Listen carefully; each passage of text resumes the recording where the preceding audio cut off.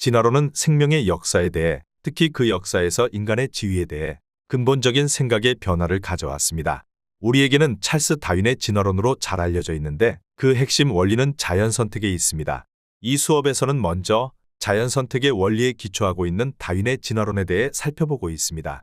찰스 다윈은 어떻게 자연 선택의 진화론을 발견할 수 있었을까요? 1859년 다윈의 진화론은 그의 종의 기원이 출판된 이후 사회적 관심과 논란의 중심에 서게 됩니다. 종교계처럼 진화론 자체를 부정하면서 트집 잡으려는 경우도 있었지만 진화론에 열광하면서 그 원리를 인간 개조와 사회개혁에 활용하려는 경우도 있었습니다. 허버트 스펜서의 사회진화론 또는 사회다윈주의가 후자의 대표적 예입니다. 사회진화론은 현재 생물학주의에 속하는 우생학과 사회생물학, 진화심리학 등의 선구자로 알려져 있기도 합니다.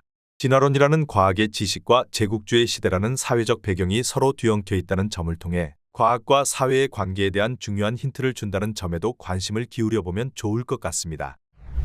안녕하세요. 9주차 수업은 사회진화론에 대해서 살펴보려고 합니다. 부제는 생물학주의와 사회개혁입니다. 생물학에서 얻은 지식을 사회개혁에 활용하려고 하는 시도가 있었는데 그런 시도를 어떻게 봐야 할 것인가 하는 문제의식을 담고자 했습니다. 그러면 그 문제의식을 좀 더 구체적으로 살펴보도록 하겠습니다. 첫 번째 문제의식은 인간개조, 사회개혁을 과학의 이름으로 하려는 시도를 어떻게 볼 것이냐 하는 것입니다. 이 질문에서 과학은 생물학을 뜻합니다. 그리고 또한 우리 인간이라고 하는 존재가 생물학적 존재인과 동시에 문화적 존재라고 하는 사실 때문에 이 두 가지 영역이 서로 부딪히고 그러면서 상당한 오해들을 낳기도 합니다. 이런 점 때문에 첫 번째 문제의식을 우리가 생각해 볼 필요가 있다고 생각합니다. 좀 더 나아가 봅시다. 생물학을 사회개혁에 이용하려는 시도 중에 가장 대표적인 것으로는 우생학을 꼽을 수 있을 것 같습니다. 여기 보시는 가운데 있는 우생학인데 이 우생학은 우리가 나치의 홀로코스트를 이제 연상하게 합니다. 유대인 말살 정책으로 알려져 있는 나치 홀로코스트는 유대인만을 대상으로 한 것이 아니고요. 독일의 장애인이랄지 이런 분들도 모두 제거하고자 하는 정책이었습니다. 유전자 풀을 좀 청소를 해서 깨끗하게 만들면 모두 좋은 유전자가 유전자 풀을 채우게 되고 그러면 그런 유전자를 갖고 있는 사람들로 이루어진 독일은 매우 지금보다 더 좋은 사회가 될 것이라고 하는 이런 믿음들을 이제 실천한 셈이죠. 그 결과 너무도 많은 희생자를 이제 낳았고요. 그런 어떤 희생들을 통해서 우리가 이 우생학이라고 하는 것이 얼마나 위험한지를 알 수 있게 되었던 것입니다. 그런데 우리가 미처 좀 잘 모르고 있는 것 중에 하나는 이 우생학이라고 하는 게 나치만 했던 것이 아니라 미국에서도 했었다는 사실입니다. 미국의 이 단종법이라고 하는 게 있는데 알코올 중독자랄지 중증장애인 같은 경우에 아이를 이제 낳을 수 없도록 이렇게 만들어서 그 유전자를 갖다가 후대로 전달되지 못하도록 하는 이런 식의 강제적인 방식을 취하는 주들이 이제 꽤 있었고요. 그런 것들이 우생학적인 어떤 정책이라고 볼 수 있었습니다. 그래서 이 우생학 관련해서 우리가 생각해야 될 것은 나치만이 아니라 미국에서 그랬다. 그리고 그 당시 전 세계에서 전 세계 많은 국가에서 우생학과 관련된 다양한 시도들이 있었다는 사실입니다. 자, 이런 사실은 생물학주의라고 하는 것이 상당히 우리 뿌리 깊다라고 하는 것을 알 수가 있습니다. 즉 우생학의 경우처럼 생물학의 지식을 활용해서 인간개조, 사회개혁을 이루려는 시도를 두고 우리가 생물학주의다 이렇게 얘기할 수 있고요. 그것은 일종의 생물학 근본주의입니다. 그래서 이 생물학주의를 우리가 어떻게 봐야 할 것인가 라고 하는 게 상당히 중요한 문제의식이라고 할 수 있습니다.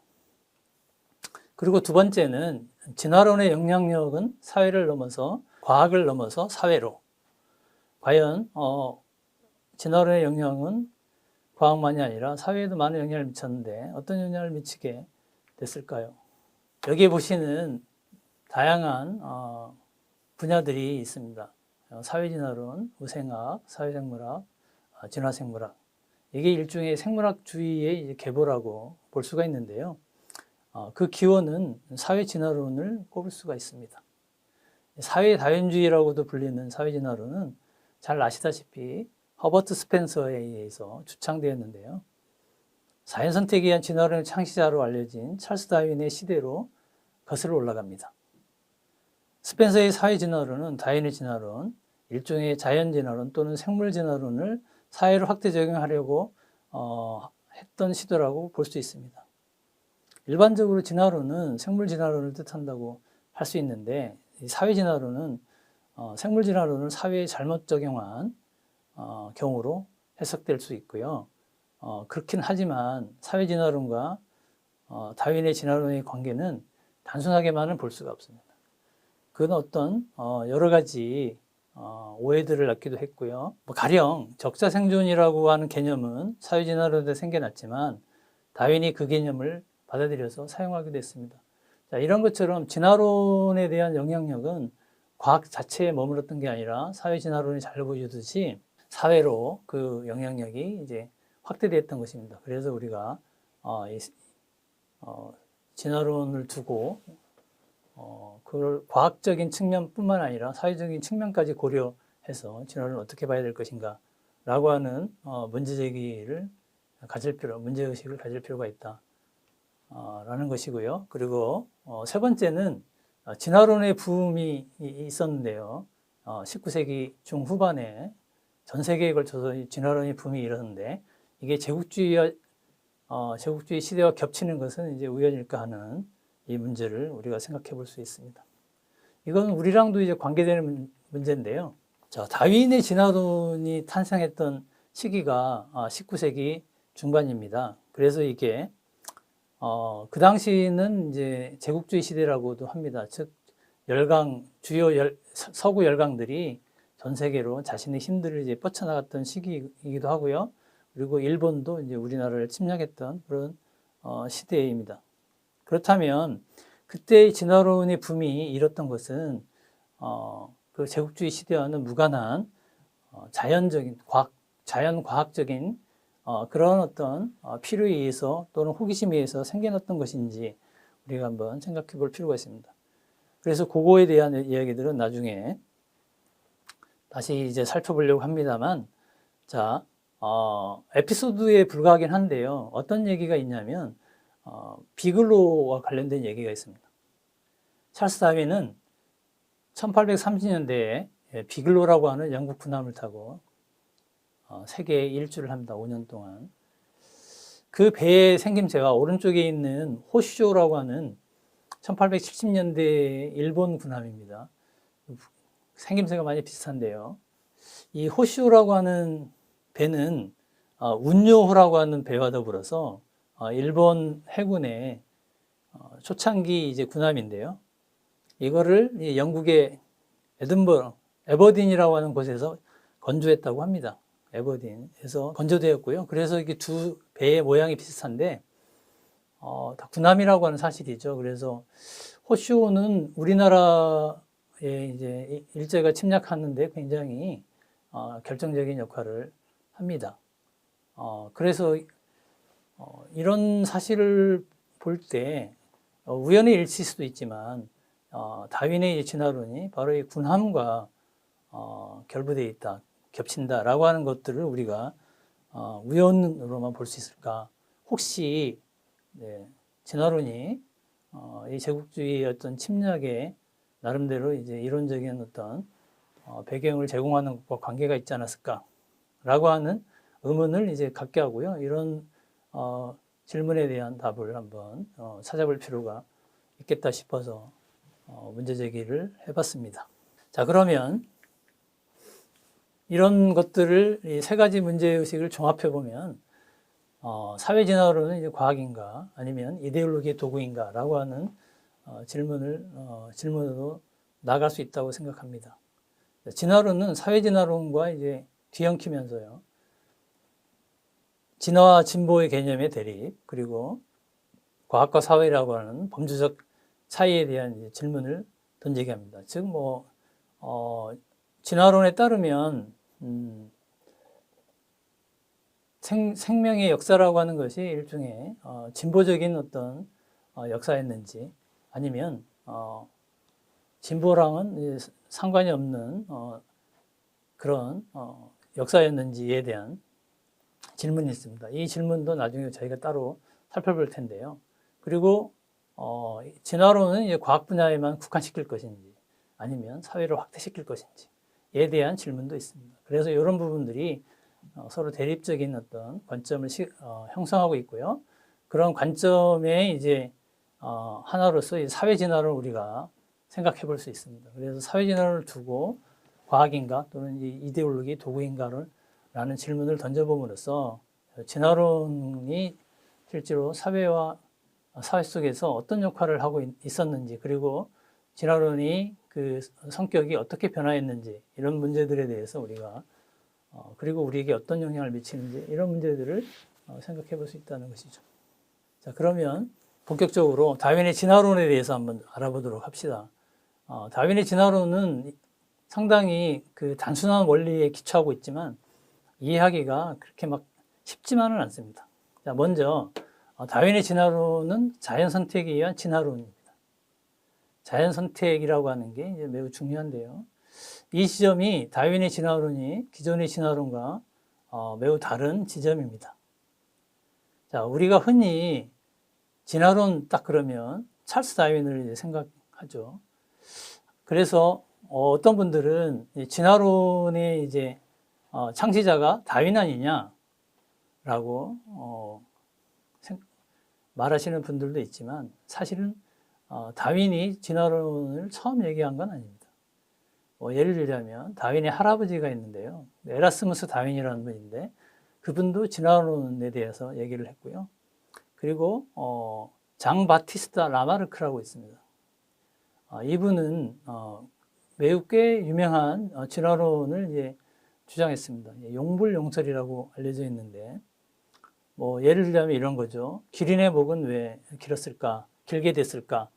라고 하는 질문에 대해서 이 라마르크는 용불용설, 그러니까 기린이 목을 높은 가지에 있는 나무를 먹기 위해서 계속해서 목을 이렇게 썼고요. 그래서 쓴 결과 그 목이 늘어나서 이 높은 가지에 있는 나무 잎을 먹을 수 있었던 기린은 살아남았고, 그렇지 못한 기린은 이제 죽으면서 점점 그런 식의 이제 기린의 목이 길어진 것이다. 이런 식의 주장입니다.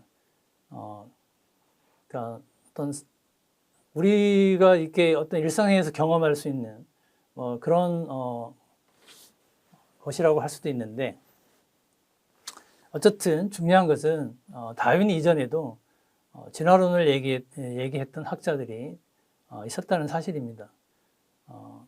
근데 그렇다면 다윈의 진화론은 기존의 진화론과 어떻게 다른가? 라고 하는 부분이고요. 아까 말씀드렸듯이 그 핵심은 자연 선택입니다. 자연 선택이라고 하는 진화의 어떤 원리, 진화의 메커니즘을 다윈이 제시했다는 것이죠. 그래서 다윈이 위대함이 진화론을 주장했다가 아니라 자연 선택에 의한 진화론을 주장했다라고 하는 사실에 있다는 점 기억해 두시면 좋을 것 같습니다. 그리고 우리가 한 가지 또 하나 기억해 줘야 될 것은 다윈만 이제 자연 선택에 의한 진화론을 주장했던 게 아니고 알프레드 월리스라고 하는 학자가 있었습니다.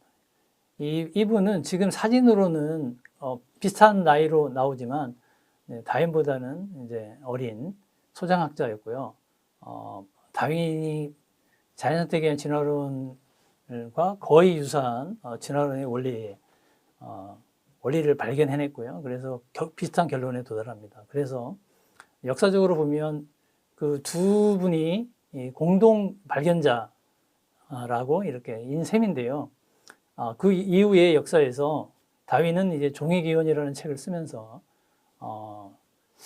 우리가 보통 자연 선택에 의한 진화론 그러면 찰스 다윈의 작품으로 이렇게 알려지게 된 것입니다. 하지만 역사적인 관점에서 보자면 이 두 분은 누구에게 이거를 이제 부여해도 괜찮은, 그러니까 월리스도 자연 선택의 진화론의 창시자라고 할 수 있다는 사실에 대해서도 우리가 생각해 두면 좋을 것 같습니다. 먼저 이 자연 선택에 의한 진화론이 가지고 있는 역사적인 의미 같은 것들을 우리가 생각해 볼 수 있습니다. 프로이트의 통찰이라고 알려져 있는데요. 이게 과학의 발전이라고 하는 것은 우주에서 인간의 지위를 계속해서 하락시켰다라고 하는 약간 딜레마 같은 상황입니다. 우리 인간들이 노력을 해서 과학을 발전시켰는데 그렇게 해서 우리가 알아낸 사실은 뭐냐? 우리 인간이라고 하는 것이 특별하지 않는 그저 평범한 그런 존재다. 그리고 그 인간이 이 생태계에서 갖고 있는 지위라고 하는 것이 처음에 우리가 기대했던 것보다는 점차적으로 그렇지 않다라고 하는 사실을 알게 되면서 매우 이제 딜레마적인 또는 아이러니에 이렇게 좀 빠지게 하는 그런 것들인데, 대표적인 사건으로 천문학혁명, 그 다음에 자연선택에 의한 진화론, 그리고 무의식 세계를 이제 프로이트가 꼽으면서 과학의 발전이라고 하는 것이 우리를 겸손하게 만든다라고 하는 식의 통찰을 이제 해주고 있습니다. 즉, 자연선택의 진화론은 우리 인간의 지위를 신의 대리인 또는 넘버 투, 신, 인간, 그리고 이 나머지 동물들이라고 하는 이런 위계 질서를 허물면서 우리 인간이라는 것은 원숭이의 후계, 원숭이의 후계라고 하면 사실은 정확한 표현은 아닙니다. 왜냐하면 원숭이와 우리는 공동 조상으로부터 서로 갈라진 사촌 정도가 되는 것이고요. 원숭이의 우리가 후계는 아닙니다. 그러니까 지금 존재하고 있는 모든 생명체들은 다 같은 지위에 있는 것인데요. 그러니까 원숭이와 우리는 이제 사촌 정도 되는 것이죠. 공동 조상이 있고요. 근데 어쨌든 우리는 어떤 신의 이제 형질을 물려받은 그런 특별한 존재가 아니라 진화의 법칙을 따르는 다른 생명체와 다를 게 없는 그런 어떤 생명체라고 하는 사실들이 이제 자연선택에 의한 진화론에 의한 결론이라고 할 수 있고요. 그것은 신의 기대에서 인간의 어떤 우월성, 특별함을 이제 강조하고자 했던 그런 어떤 종교적 관점에서 보자면 대단히 불경스러운 그런 것으로 받아들일 수 있었다라고 하는 사실입니다. 그렇다면 왜 자연선택에 의한 진화론이 이렇게 사람들에게 이제 거부감을 이제 불러일으켰던 것일까? 그것은 자연선택의 원리를 우리가 먼저 보고 그렇게 해서 좀 이해할 필요가 있습니다. 자연선택의 원리는 세 가지 명확한 사실, 우리가 부정할 수 없는 그런 명확한 사실로부터 추론된 원리입니다. 그러니까 보시죠. 첫 번째, 초생식력이 존재한다. 두 번째, 자손들은 모두 다르다. 세 번째, 변이의 일부는 미래 세대로 전달된다. 이 세 가지 사실은 우리가 관찰을 통해서 확인할 수 있는 사실입니다. 자, 이렇다면 이로부터 연역적으로 네 번째 자연선택의 원리가 도출됩니다. 즉, 대부분의 자손이 죽는 환경에서 평균적으로 국지적 환경에 가장 유리한 조건을 갖춘 개체들이 살아남을 수 있는 확률이 높고 자손들은 부모들의 특징을 닮을 것이다. 유전이 반복되면 유리한 변이가 축적되어 진화가 일어난다. 자, 이 말이 문자로 돼 있어가지고 문장으로 돼 있어가지고 바로바로 이해가 되지 않으실 텐데요. 우리가 메모드 사례를 가지고 한번 이 원리가 어떤 것인지 한번 살펴보도록 하겠습니다. 자, 날씨가 북극의 지방도 날씨가 따뜻했던 시절에는 북극에도 아프리카 코끼리들이 살고 있었습니다. 그러다가 날씨가 이제 추워지기 시작했죠. 자, 그러면 날씨가 추워지게 되면 털이 조금이라도 긴 코끼리가 생존에 유리하게 됩니다. 그래서 코끼리의 아프리카 코끼리의 털은 다 다르고요. 그 중에 그 털의 길이는 유전이 됩니다. 자, 이거를 갖다가 합쳐서 우리가 추론을 해보면 아프리카 코끼리 중에 코끼리의 털은 다 다른데 그 중에 누가 생존에 유리하냐? 털이 조금이라도 긴 코끼리가 생존에 유리하죠. 물론 이것은 확률의 문제입니다. 가령 예를 들면 날씨가 너무 빨리 추워지면 다 멸종을 해버리고 말 것입니다. 또는 코끼리가 갖고 있는 생존적 요소가 털의 길이에만 좌우되진 않겠죠. 뭐 이를테면 털이 길다 하더라도 낭떠러지에 떨어지면 죽게 되겠죠. 그러면 이제 유전이 되지 않을 것입니다.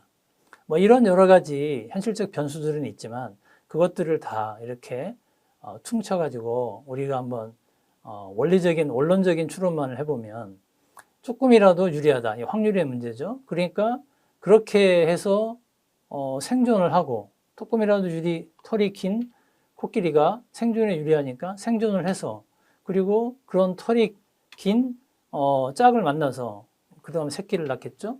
그러면 다시 새끼들의 털의 길이는 다 다릅니다. 하지만 그 부모들의 털의 길이는 유전이 됩니다. 일부가.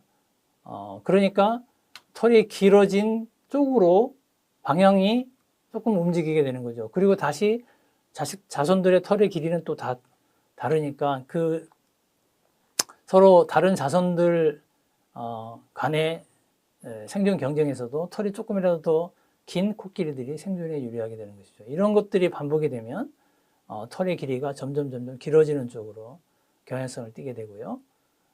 그래서 수위가 계속되는 한 점점 털의 길이가 유리한 코끼리들이 많아지고 그쪽의 방향으로 변화가 일어나서 일정 정도 시기가 지나면 아프리카 코끼리가 이제 매머드가 되는 이런 종분화가 이제 일어난다.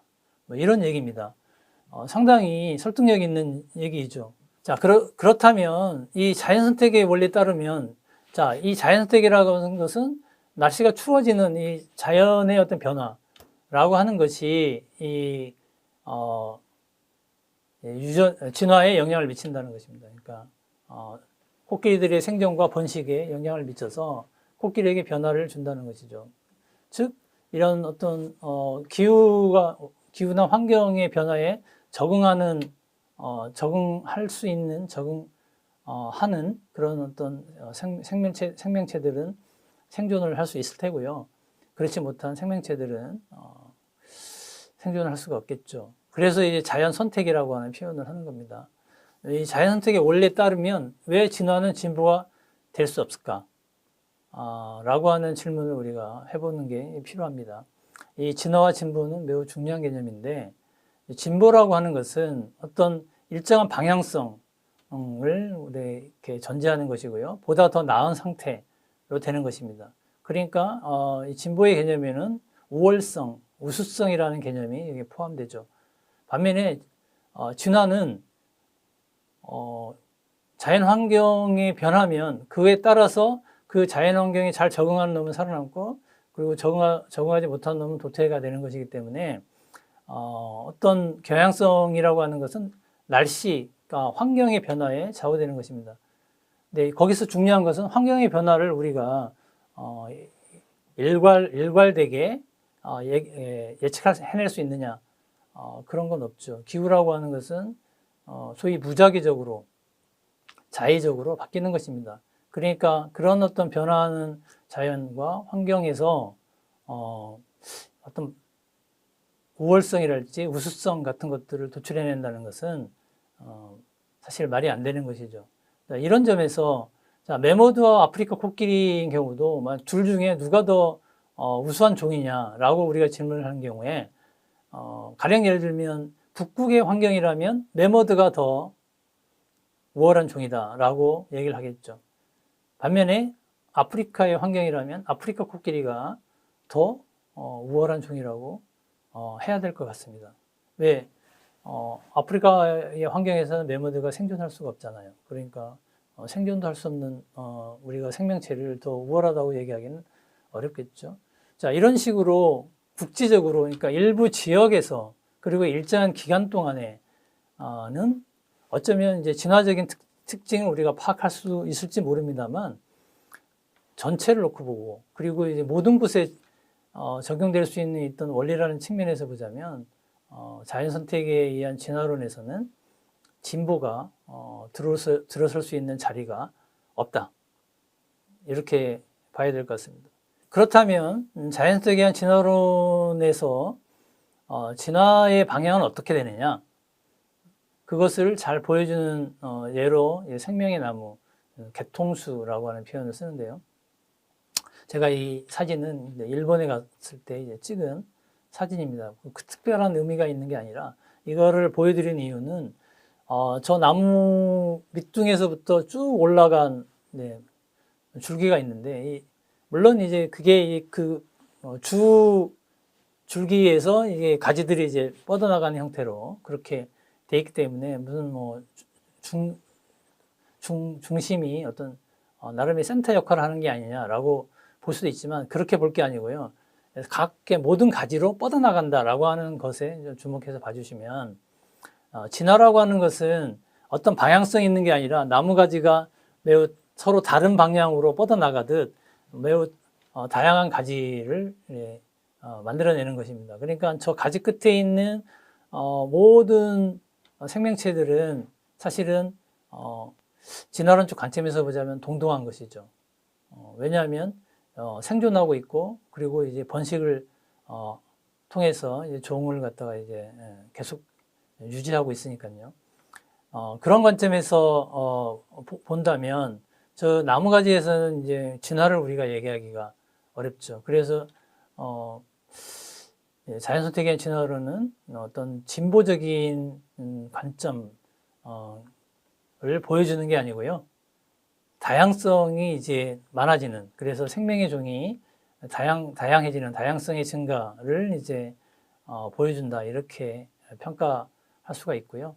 그런 점에서 자연선택의 진화론은 우리가 생각할 때 사회적인 관점에서 보자면 진보라고 하는 것이 인간이 가지고 있는 매우 자부심, 그러니까 같은 거라고 볼 수 있습니다. 보다 더 나은 상태로 가고, 또는 이 진화라고 하는 것이 결국 인간을 향해 온 것이라고 하는, 그래서 이 진화 역사의 주인공은 우리 인간이라고 하는 이런 생각들을 우리가 하고 있기도 하고 그런 바람들을 갖고 있기 때문에 다윈의 이제 자연선택의 진화론의 결론, 즉 다양성이 이제 증대되는 방향으로 진화가 이루어지고 그 인간도 그런 다양한 종의 하나에 불과하다라고 하는 이런 식의 결론은 받아들이기가 쉽지 않았던 것이고요. 그런 점에서 이 사회적 반발이 있었고 그런 부분에서 이제 종교와의 갈등 같은 것도 우리가 이해해 볼 수 있을 것 같습니다. 자, 첫 번째 수업을 마치겠습니다.